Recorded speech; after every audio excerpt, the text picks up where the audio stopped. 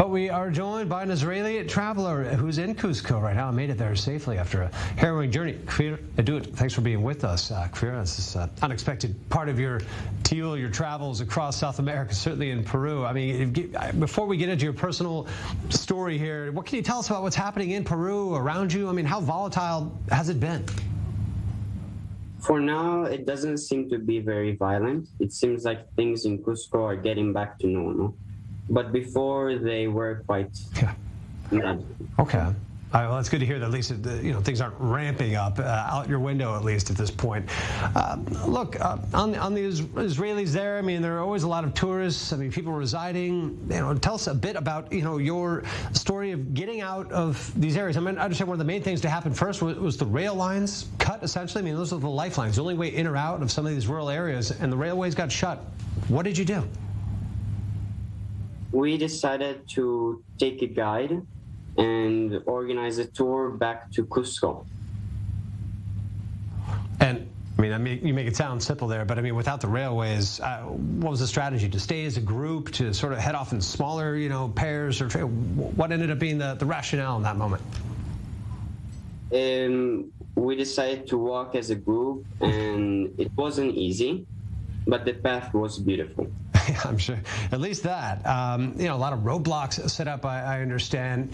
Were there points along that journey that you were feeling fear or concern for your own safety? I mean, how were foreigners being looked at in this unrest? At some points, it did felt a bit scary.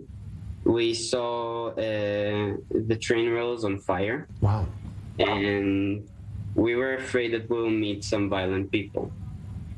But it didn't materialize? I mean, at this point, you yourselves at least, there wasn't people coming out sort of looking for foreigners. You never know, when governments fall and things go awry in some of these countries. There are no personal threats. I mean, at this point, just uncertainty.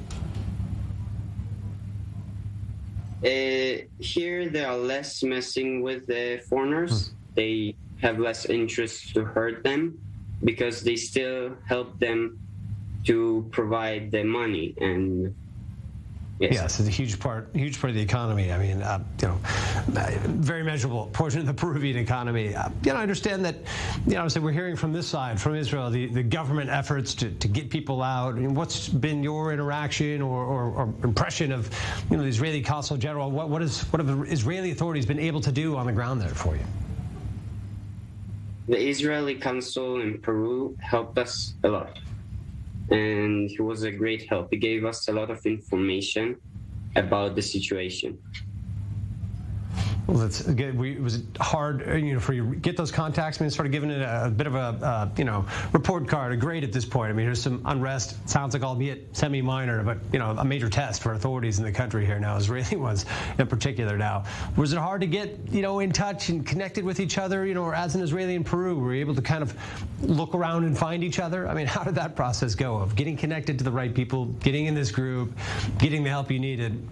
Did it work out okay? It worked out just fine.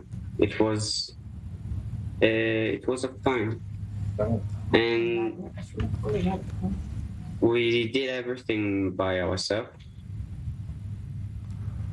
And now what? Now what for your trip? Are you getting back to Israel as soon as possible, or are you going to wait out the storm in Peru? We are going to stay here until Christmas and Hanukkah. All right, the next couple of weeks. Well, thanks for being with us here, Kfir Edut, and stay safe, stay out of the balagan as we stay out there. Glad to see you got back to Cusco at least. All right, thanks for being with us. Thank you.